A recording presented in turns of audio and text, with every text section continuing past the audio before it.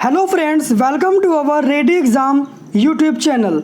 आज हम सी भाषा के कुछ महत्वपूर्ण प्रश्न लेकर आए हैं जो हमारे फ्रेंड्स पॉलीटेक्निक कर रहे हैं, तो उन पर सी लैंग्वेज से संबंधित कुछ प्रश्न पूछे जाते हैं। तो यह वीडियो से उन्हें काफ़ी लाभ मिल सकता है, तो वीडियो को पूरा देखिए और वीडियो को लास्ट तक देखिए। अगर आपने वीडियो को 1 मिनट के लिए भी स्किप कर दिया तो आप फिर इसके पॉइंट समझ नहीं पाएंगे। इस वीडियो में हम परिभाषा के साथ और पॉइंट बाय पॉइंट आपको क्वेश्चन बताने का प्रयास कर रहे हैं। तो ज़्यादा समय ना लेते हुए आइए वीडियो का पहला क्वेश्चन स्टार्ट करते हैं। एक क्वेश्चन स्टार्ट करने से पहले यह जान लेते हैं कि इस वीडियो में हम क्या जानेंगे, तो ज़्यादा अच्छा होगा। तो इस वीडियो में आपका जानने के लिए सबसे पहले कंप्यूटर लैंग्वेज किसे कहते हैं और यह कितने प्रकार की होती है, आप यह जानेंगे।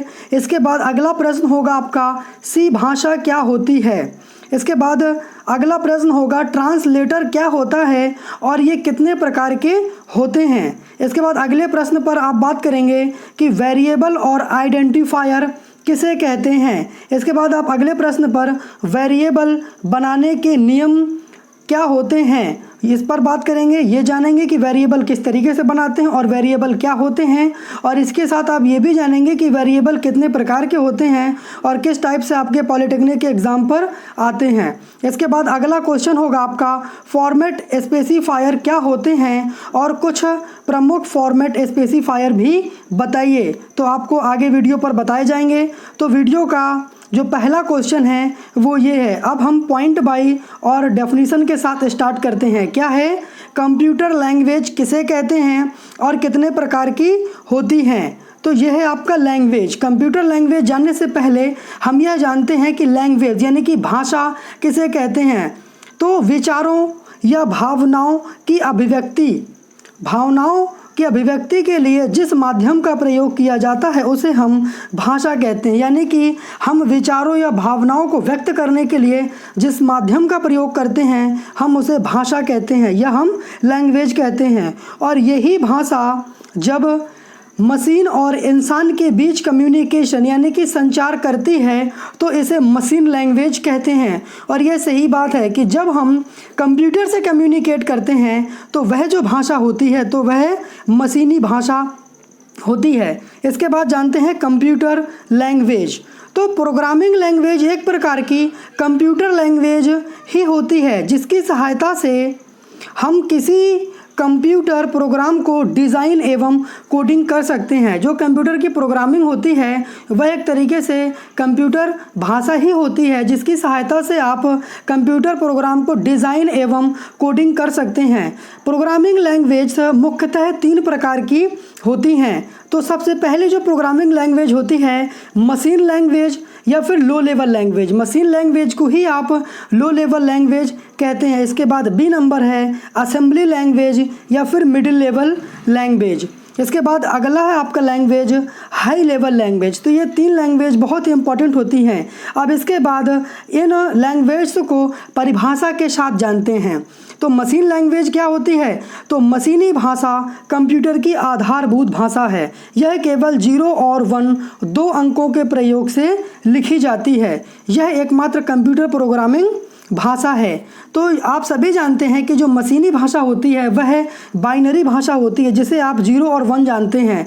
तो यह इसी 2 नंबर के आधार पर पूरी भाषा लिखी जाती है। इसके बाद जो कि कंप्यूटर द्वारा सीधे सीधे समझी जाती है, इस भाषा को अनुवादक यानी कि ट्रांसलेटर प्रोग्राम का प्रयोग नहीं करना पड़ता है। इसलिए नहीं करना पड़ता है क्योंकि यह भाषा सीधे ही आपका 0 और 1 पे होती है। तो जो 0 और 1 होती है वो डायरेक्ट मशीनी भाषा होती है। इसलिए इस मशीनी भाषा को किसी अदर ट्रांसलेटर की आवश्यकता नहीं होती है। और जो ट्रांसलेटर होता है वह हमारे द्वारा दिए गए निर्देशों को मशीनी भाषा में बदलता है। और जो मशीनी भाषा 0 और 1 है वह पहले से उसी भाषा में लिखा गया है, तो ट्रांसलेटर की आवश्यकता हो ही नहीं सकती।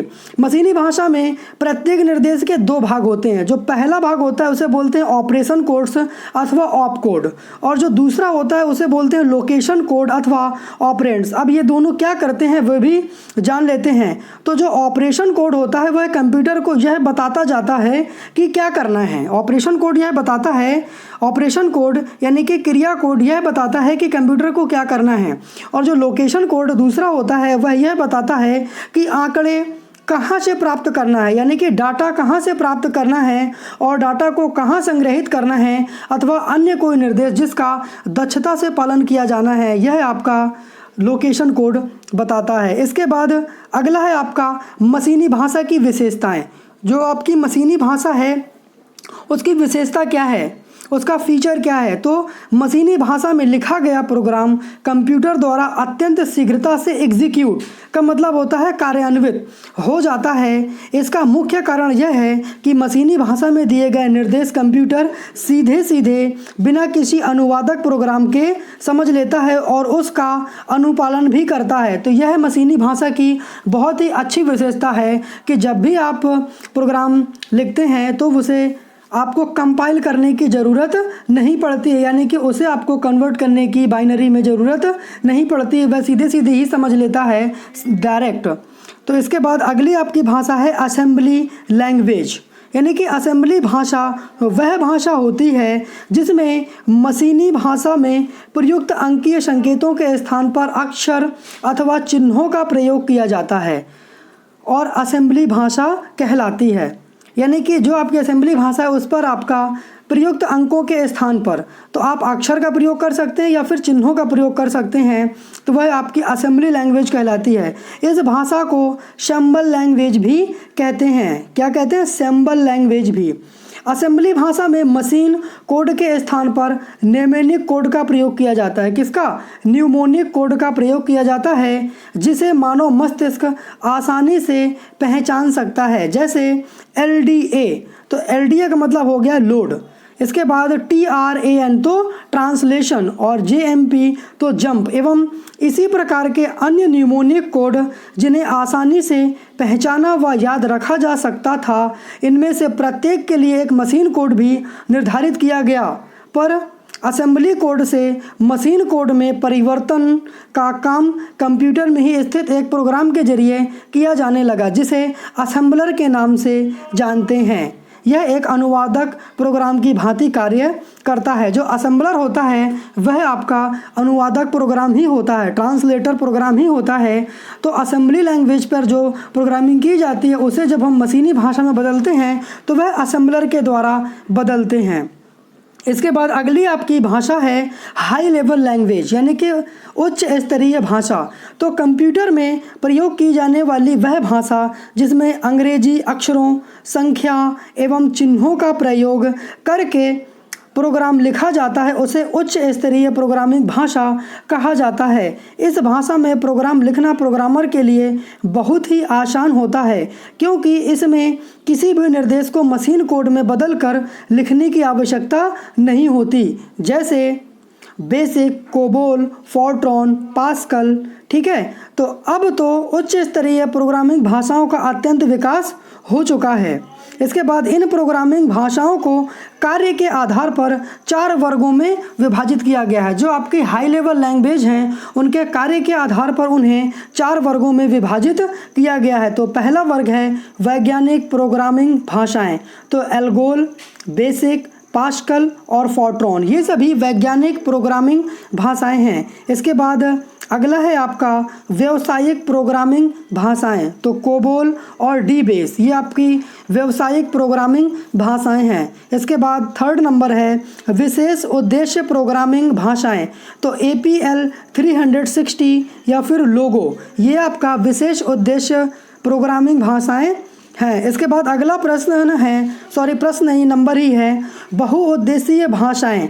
तो बेसिक और पास्कल ये दोनों बहुउद्देशीय भाषाएं हैं। फ्रेंड्स, अभी तक अगर आप हमारे चैनल पर नए हैं तो प्लीज़ चैनल को सब्सक्राइब कर बेल आइकन को ऑन कर लें, जिससे इस वीडियो के अगले पार्ट की नोटिफिकेशन आपको बहुत जल्द मिल सके और आप अपने डाउट से क्लियर होकर अच्छे से पढ़ाई कर सकें।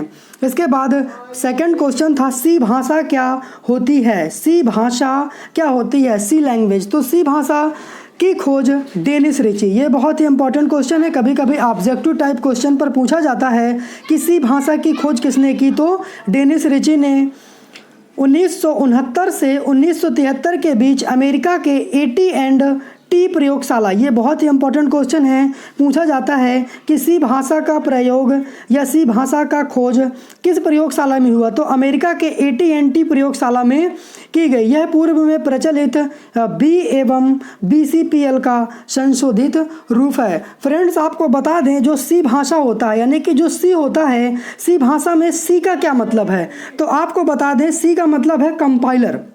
यह बहुत ही महत्वपूर्ण क्वेश्चन है, आप चाहें तो किसी से पूछकर देखिएगा, शायद वह इसका आंसर नहीं दे पाएगा। सी भाषा में जो सी का मतलब होता है वो होता है कंपाइलर। यह इसलिए होता है कि जो भी आपका प्रोग्राम सी भाषा में लिखा जाता है उसे कंपाइल करने की आवश्यकता होती है। बिना कंपाइल किए आपका सी भाषा में लिखा गया प्रोग्राम कंप्यूटर पर रन नहीं कर सका।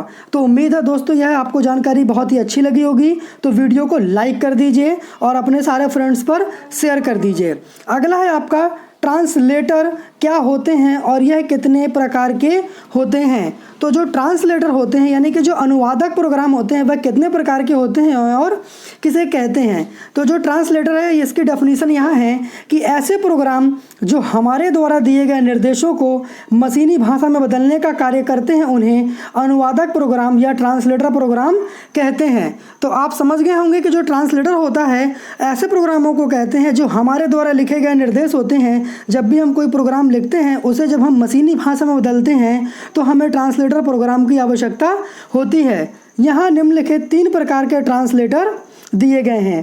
पहला है आपका असेंबलर और इंटरप्रेटर और कंपाइलर। ये तीनों बहुत ही इंपॉर्टेंट्स हैं। आपके पॉलिटेक्निक एग्जाम में पूछा जाता है कि असेंबलर क्या होता है, इंटरप्रेटर क्या होता है, कंपाइलर क्या होता है, या फिर तीनों का मिक्सअप एक क्वेश्चन आता है कि ट्रांसलेटर से आप क्या समझते हैं, ट्रांसलेटर के बारे में विस्तार से बताइए। तो जब विस्तार से बताने के लिए कहे तो आप तीनों ट्रांसलेटर्स को यहाँ पर व्याख्या सहित या परिभाषा सहित लिखेंगे।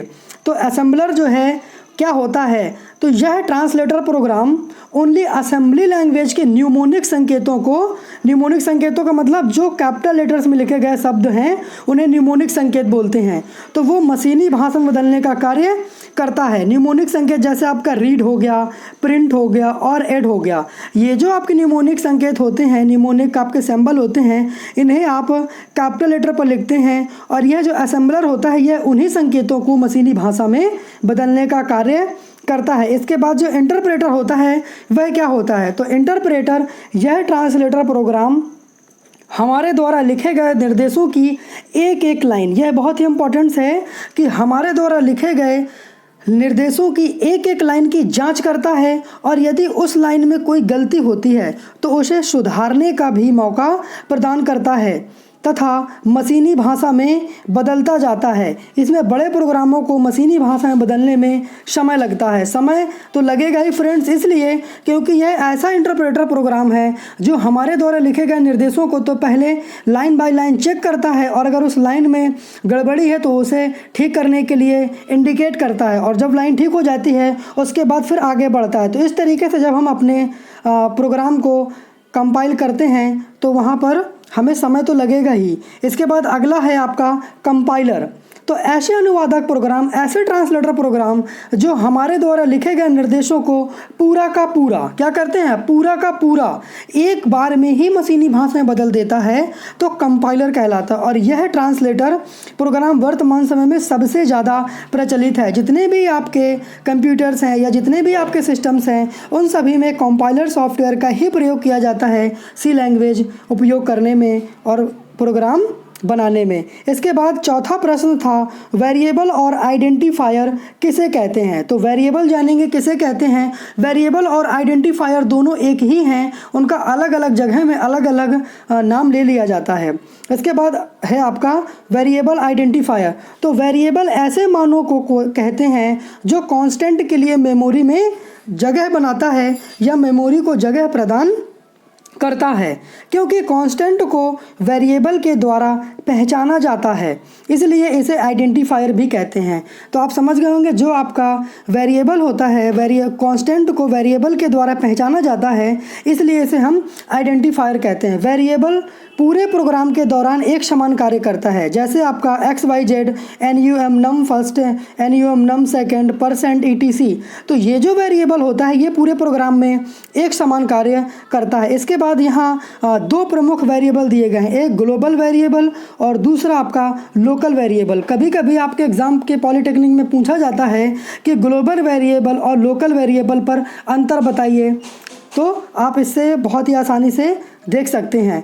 तो ग्लोबल वेरिएबल क्या होता है? ऐसा वेरिएबल जो प्रोग्राम के स्कोप के बाहर घोषित किया जाता है, यानी कि प्रोग्राम के स्कोप के यानी कि बाहर डिक्लेयर किया जाता है, तथा इस वेरिएबल का प्रयोग प्रोग्राम के बाहर किसी भी फंक्शन के द्वारा अथवा किसी भी उद्देश्य के लिए प्रयोग किया जा सकता है, उसे ग्लोबल वेरिएबल कहते हैं। यह सभी बहुत ही इंपॉर्टेंट डेफिनेशन हैं, आप सभी इन्हें चाहें तो अपनी कॉपी पर नोट करके भी रख सकते हैं। तो ये जो दिया गया है, जैसे ये इंट ABC है इंटीजर, इसके बाद वॉइड मैन और ये करली ब्रेस और फिर ये इंड करली ब्रेस, तो ये आपका ग्लोबल वेरिएबल था। इसके बाद आपका लोकल वेरिएबल, तो लोकल वेरिएबल क्या होता है?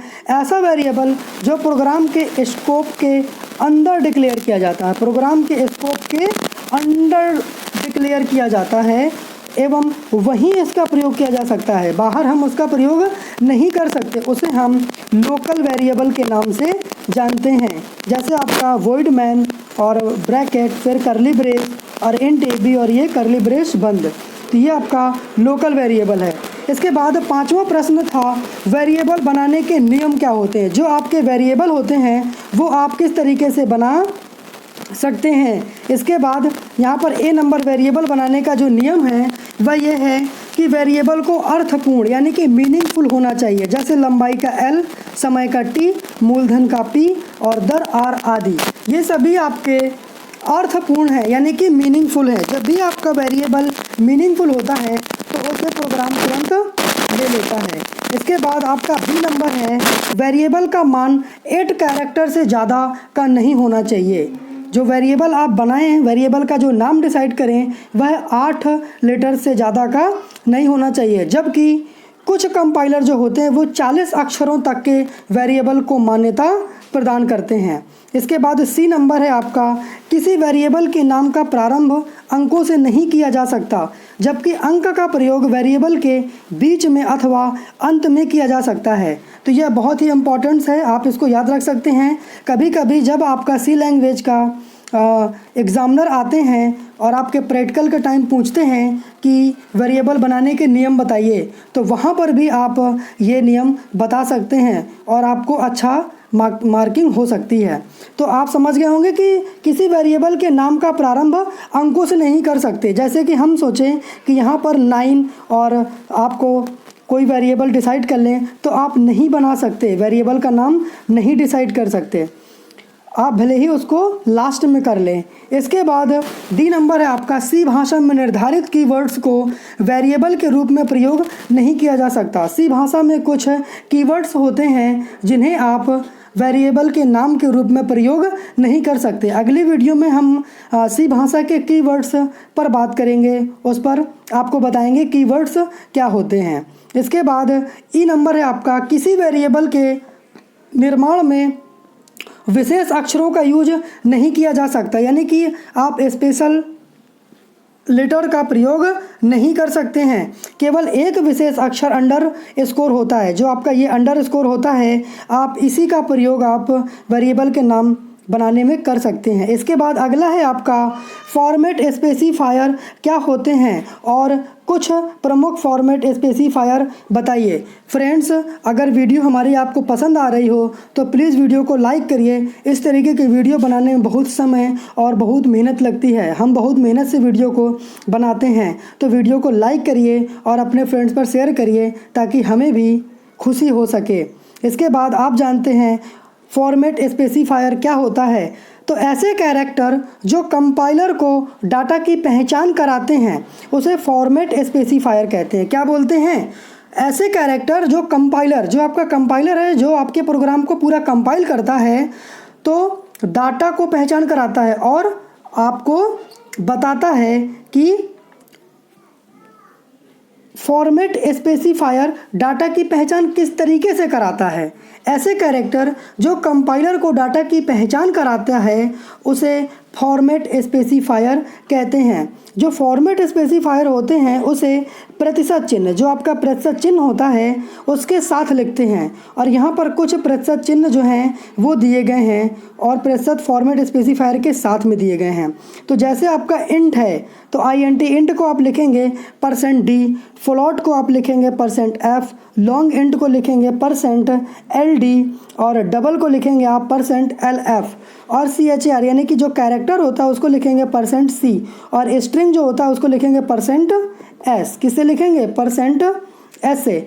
तो फ्रेंड्स, उम्मीद है वीडियो हमारी पसंद आई होगी, और मैं यह भी आशा करता हूं कि जो आपका पॉलिटेक्निक का एग्ज़ाम होगा इससे रिलेटेड कई सारे क्वेश्चन पूछे जाएंगे और आप उन्हें आसानी से कर पाएंगे। तो फ्रेंड्स, एक बार फिर से आपसे गुजारिश है कि वीडियो को लाइक करिए और अपने फ्रेंड्स पर शेयर करिए, और हमें कमेंट कर बताइए कि यह वीडियो आपको कैसा लगा और आप वीडियो में कौन कौन से टॉपिक पर आप वीडियो चाहते हैं।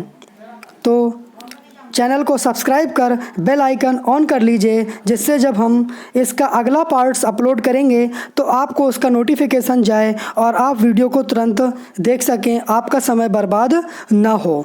Thanks for watching my YouTube channel ready exam.